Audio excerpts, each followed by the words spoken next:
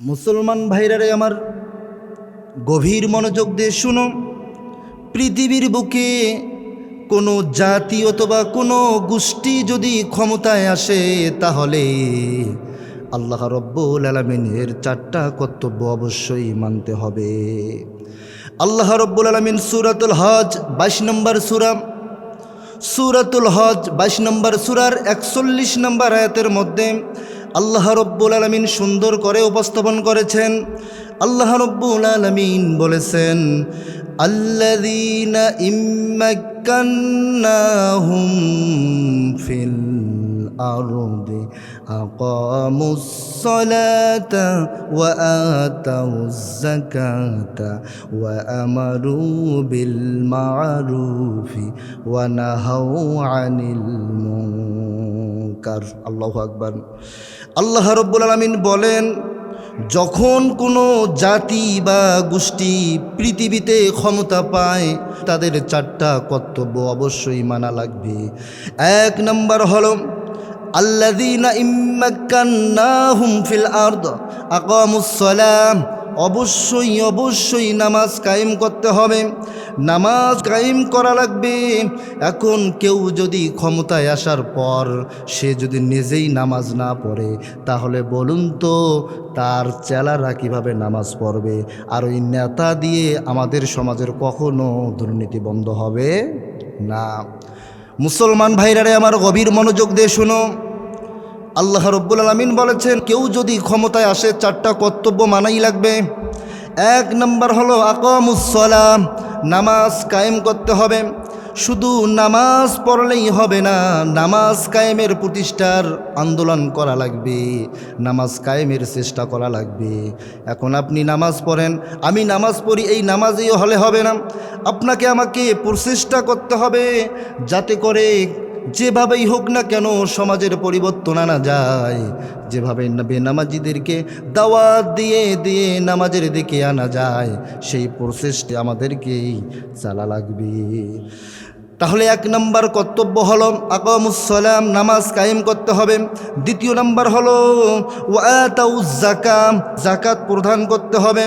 যাকাত আজকে খুঁজে দেখলাম আমাদের দেশে সুদ আছে যার, সম্মান আছে তার, যাকাত তো দূরের কথা। আজকে যাকাত যদি সঠিকভাবে আমরা আদায় করতাম, সঠিকভাবে যদি আমরা যাকাত প্রদান করতাম, আমাদের সমাজের লোকেরা না খেয়ে থাকা লাগতো না। আজকে আমাদের সমাজে যাকাত সঠিক নিয়মে আজকে আমরা আদায় না করার কারণে আমাদের সমাজের ভিতরে অনেক গরিব অসহায় মেহনতি মানুষ না খেয়ে আছে। কথা বলেন ঠিক কিনা? অবশ্যই আমাদের যাকাত প্রদান করতে হবে। তৃতীয় নম্বর হলো ওয়া আমারু বিল মা'রুফ ওয়া নাহাউ আনিল মুনকার। তিন নম্বর যেটা হলো সৎ কাজে আদেশ দেয়া লাগবে, সৎ কাজে আদেশ করা লাগবে। আজকে আমাদের সমাজে দেখা যায় সৎ কাজে আদেশ করার মতো লোকের কোনো অভাব নাই। অনেক দেখবেন বলে, ভাই আসুন নামাজ পড়ুন, রোজা করুন, হজ করুন, যাকাত দেন, ভালো ভালো কথা বলে। ওয়াতানহাউনা আনিল মুনকার, অসৎ কাজে বাধা দেয়া, এই লোক খুঁজে আজকে আমাদের সমাজে পাই না। অসৎ কাজে বাধা দেয়া, এই কাজটি করার মতো লোক আমাদের সমাজে পাওয়া যায় না।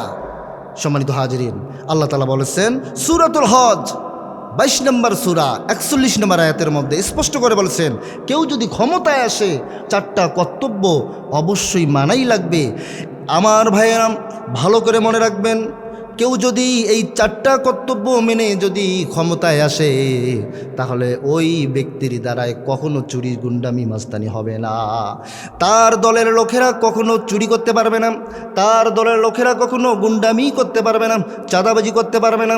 তার মানে বোঝা যায় কোরআন থেকে আমরা যা শিক্ষা নিলাম, অবশ্যই আমাদের নেতা এমন একজন বানা লাগবে, আমাদের ক্ষমতায় এমন একজন ব্যক্তিকে বসানো লাগবে, সেই ব্যক্তি যেন নামাজ কায়েমের আন্দোলন করে, সেই ব্যক্তি যেন অবশ্যই যাকাত প্রদান নিয়ে কাজ করে, সেই ব্যক্তি যেন সৎ কাজে আদেশ করে, অসৎ কাজে যেন বাধা দেয়।